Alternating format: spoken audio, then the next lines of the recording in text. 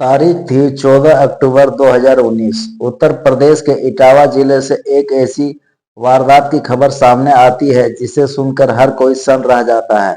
एक महिला की लाश अपने ही घर में मिलती है, जिसकी बड़े ही बेरहमी से हत्या की गई थी। मरने वाली महिला दिव्या मिश्रा एक जानी मानी टीवी एंकर की पत्नी थी। मामले की गंभीर को समझते हुए तुरंत ही जांच शुरू होती है। जांच के बाद जब पुलिस वाले इस मामले का खुलासा करते हैं तो हर कोई शौक रह जाता है। यह मामला था धोखे, विश्वासघात और कोर्ट ब्लेडेड मर्डर का। तो आखिर दिव्या मिश्रा की हत्या किसने की थी, हत्या का कारण क्या था और इस वारदात के पीछे किसका हाथ था, तो चलिए सब कुछ जानते हैं डिटेल में इस वीडियो में। आगे बढ़ने से पहले अगर आप लोग मेरे चैनल में नए हैं तो क्राइम कथा धर्मा चैनल को सब्सक्राइबर और बेल आइकन घंटा जरूर दबा देना दोस्तों। तो चलिए कहानी की शुरुआत होती है। 14 अक्टूबर 2019 की है। उत्तर प्रदेश के इटावा जिले में एक जगह है कटरा बाल सिंह कॉलोनी।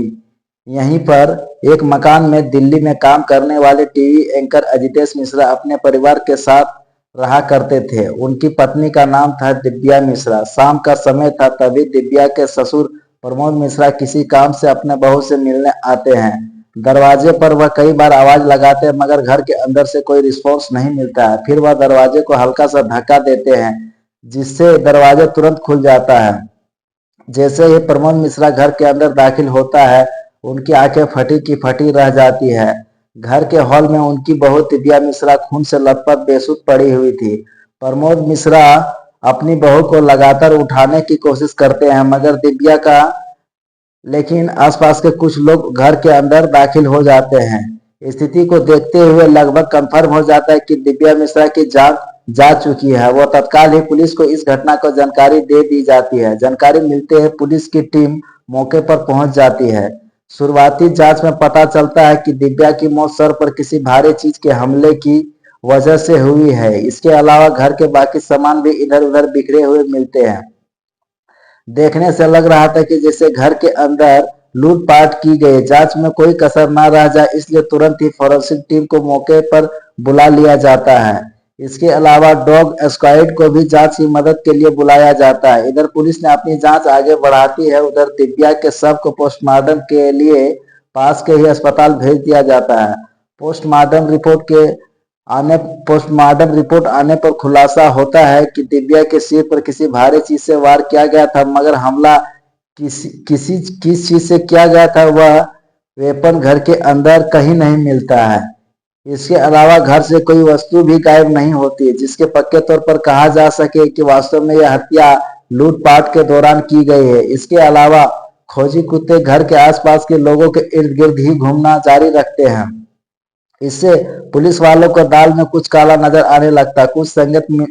कुछ संकेत मिलने लगते हैं, शायद इस घटना में हो ना हो घर के किसी सदस्य का हाथ है। फिर पुलिस वाले एहतियात बरतते हुए अपनी जांच को आगे बढ़ाते हैं। आसपास में रहने वाले लोगों से पूछताछ भी की जाती है। इस पूछताछ के दौरान कुछ लोग बताते हैं कि एक नौजवान को उन्होंने उसके घर को अंदर जाते हुए देखा था। लोगों द्वारा दिए गए हुलिये के आधार पर पुलिस अखिल कुमार सिंह का नाम के एक अखिल की दोस्ती दिव्या के पति अजितेश मिश्रा से भी। अखिल और अजितेश एक ही ऑफिस में काम किया करते थे। दोनों में बस यूं ही बातचीत हुई और फिर वह चला गया। पुलिस जब अखिल से पूछताछ जारी रखती तो थोड़ी देर की ही लगता है कि शायद अखिल को कुछ ऐसा मालूम जिसे वो छिपा रहा है। अखिल के बदलते बयानों के बीच पुलिस वालों खुलासा करता है जिसे सुनकर हर किसी के रोंगटे खड़े हो जाते हैं। पूछताछ में अखिल खुलासा करता है कि दिव्या की जान अब पुलिस वालों की हत्या के मोटिव को जानने की कोशिश करते हैं। तो अखिल एक हैरान कर देने वाला खुलासा करता है। खुलासे के मुताबिक दिव्या मिश्रा अजितेश मिश्रा की शादी 2016 में शादी के कुछ समय बाद तक इन दोनों का पिछले कुछ समय से अजितेश अपनी पत्नी से कटा रह रहा था। अजितेश पत्नी को इग्नोर भी करने लगा था। अजितेश के स्वभाव में आए बदलाव से दिव्या परेशान हो जाती है और वह इस बदलाव के पीछे कारणों को समझने की कोशिश करने लगती है। इसी दौरान उसे पता चलता है कि आजकल अजितेश की नजदीकियां उसके ऑफिस में ही काम करने वाली भावना आर्या नाम की एक लड़की के साथ कुछ ज्यादा बढ़ गई है। आगे चलकर पता चलता है कि अजितेश और भावना आर्या रिलेशनशिप में है। यह एक्स्ट्रा मैटेरियल एफआईआर का मामला था। जैसे ही अजितेश को एक्स्ट्रा मैटेरियल एफआईआर के पता उसकी पत्नी दिव्या को लगता है, दोनों के बीच खूब लड़ाइयाँ होने लगती है। यहाँ तक कि दिव्या एक दिन अपने पति के मोबाइल से भावना का नंबर भी हासिल कर लेती है। भावना अजितेश से दूर होने की बजाय दिव्या की शिकायत अजितेश से करने लगती। इस पर अजितेश को काफी गुस्सा आता है और वह उल्टा अपनी पत्नी के साथ ही काफी गलत व्यवहार करता है। बीतते समय के साथ इन दोनों का झगड़ा कम होने की बजाय बढ़ता ही चला जाता है। पुलिस पूछताछ में हुए खुलासे के मुताबिक इसी बढ़ते तनाव के बीच अजितेश और भावना मिलकर दिव्या को अपने रास्ते से हटाने का प्लान बनाते हैं। पहले तो अजितेश और भावना किसी प्रोफेशनल अपराधी से दिव्या की हत्या करवाने का प्लान बनाते हैं, मगर इन लोगों को डर सताने लगता है कि अगर इन्होंने ऐसा किया तो पुलिस के पकड़ में आने की संभावना कुछ ज्यादा होगी। इसलिए दोनों सोचते हैं कि यह काम किसी भरोसे वाले से करवाया जाए। फिर यह लोग इस काम के साथ में ही ऑफिस में काम करने वाले अखिल कुमार सिंह नाम के दोस्त से कांटेक्ट करते हैं। अखिल की दोस्ती अजितेश की भावना से भी थी। यह तीनों आपस में ही एक ही टीवी चैनल के ऑफिस में काम किया करते थे। अखिल की दोस्ती भावना से भी थी। यह तीनों आपस में एक ही टीवी चैनल की ऑफिस में काम किया करते थे। इसके अलावा अखिल की काफी पुरानी दोस्ती दिव्या से भी थी। वह अक्सर अजितेश के साथ दिव्या से मिलने उसके घर भी जाया करता था। अजितेश और भावना अखिल से मदद मांगते हैं और थोड़ी नानुक के बाद अखिल अजितेश और भावना की मदद करने के लिए तैयार हो जाता है।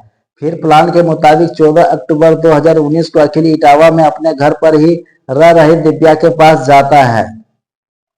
चूंकि दिव्या और अखिल की पुरानी जान पहचान थी, इसलिए तुरंत ही दिव्या दरवाजा खोल देती है। अखिल घर के अंदर दाखिल होता है और फिर दिव्या पहले अखिल के एक गिलास पानी लाकर देती है और फिर दोनों बैठकर बातचीत करना शुरू करते हैं। बातचीत के दौरान दिव्या अखिल से अपने पति के साथ चल रहे तनावपूर्ण रिश्ते के बारे में बात करती है और वह अखिल से अजितेश के समझाने की भी गुजारिश करती है। बातचीत के दौरान ही दिव्या अपने कमरे से अपने शादी की एल्बम निकालकर ले आती है और वह एल्बम में रखी तस्वीर अखिल को दिखाने लगती है।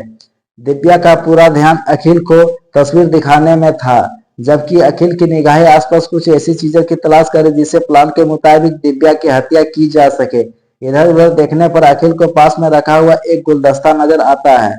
मौका मिलते ही अखिल वह गुलदस्ता उठा लेता है और जब दिव्या को पूरा ध्यान एल्बम पर होता तभी पूरी ताकत से एक जोरदार वार अखिल दिव्या के सर पर करता है। अचानक हुए हमले की वजह से दिव्या हड़बड़ा जाती है और नीचे गिर जाती है। उसे समझ में आ जाता है कि अखिल उसकी जान लेने आया। फिर वह अखिल के साथ हाथापाई करती है। अब वह अपने बचने की भरपूर कोशिश करता है, मगर अखिल के आगे उसकी एक नहीं चलती है। फिर अखिल तब तक दिव्या के सर पर हमला करना जारी रखता है जब तक कि दिव्या बिल्कुल शांत नहीं पड़ जाती। दिव्या के मरने को यकीन होते अखिल घर का सारा सामान इधर उधर बिखेर देता है ताकि इसे लूटपाट का रूप दिया जा सके। फिर वह बड़ी ही सावधानी से अपने से जुड़े सभी सबूतों को नष्ट करता है। फिर बड़े आराम से घर से निकल जाता है। घर से निकलते हुए वह साथ में वह गुलदस्ता भी लेकर जाता है जिससे उसने दिव्या के सर पर हमला किया था। प्लान के कामयाब होने की जानकारी अखिल तुरंत दिव्या के पति अजितेश को भी दे देता है। इस प्लान में अजितेश के साथ साथ भावना भी पूरी तरीके से शामिल होती है, इसलिए जल्द ही उसे इस बात का जानकारी मिल जाता है, इस बात से अनजान कि बहू की हत्या के पीछे इनके ही बेटे का हाथ है। दिव्या के ससुर यानी अजितेश की पिता प्रमोद मिश्रा खुद ही पुलिस में अज्ञात तत्वों के खिलाफ लूटपाट और हत्या की धाराओं के तहत मामला दर्ज करवा देते हैं। मगर जब पुलिस की जांच आगे बढ़ती है तो पता चलता है कि अजितेश ने खुद ही इस पूरी हत्या का साजिश रची थी। पूरे खुलासे के बाद जब पुलिस वाले अखिल को गिरफ्तार कर लेते हैं, इसके अलावा अजितेश और अजितेश की गर्लफ्रेंड भावना आर्या को गिरफ्तार कर लिया जाता है। दिव्या के हत्यारे को कड़ी से कड़ी सजा मिल सके इसलिए पुलिस वाले अपनी जांच आगे बढ़ाते हुए महत्वपूर्ण सबूत जुटाना शुरू कर देते हैं। कुछ समय बाद इस मामले की सुनवाई अदालत में शुरू होती है। पूरी सुनवाई के बाद अजितेश मिश्रा अखिल को दिव्या की हत्या के लिए उम्र कैद की सजा सुनाई जाती है, जबकि हत्या के साजिश में अहम भूमिका निभाने वाले भावना आर्या को भी 14 साल की कैद की सजा सुनाई जाती है। फिलहाल तीनों मुजरिम अजितेश मिश्रा, अखिल कुमार सिंह और भावना आर्या जेल में अपने किए गए सजा काट रहे। दोस्तों, अदालत में इन तीनों की सजा सुना दी। हम इस फैसले को पूरा सम्मान करते हैं, फिर भी अगर आपको मौका मिले तो आप इन 3 आरोपियों की क्या सजा देंगे, आप हमारे कमेंट बॉक्स में जरूर बताएं। हमारी मेहनत अगर पसंद आई तो इस वीडियो को लाइक करते हुए शेयर भी करें। तो दोस्तों, ये कहानी सुनाने का उद्देश्य किसी को परेशान करना या किसी को दिल दुखाना नहीं है, बल्कि आप लोगों को जागरूक करना है और सचेत करना है। तो मिलते हैं नए वीडियो में नई कहानी साथ, तब तक के लिए जय भारत, जय हिंद। Thanks for watching.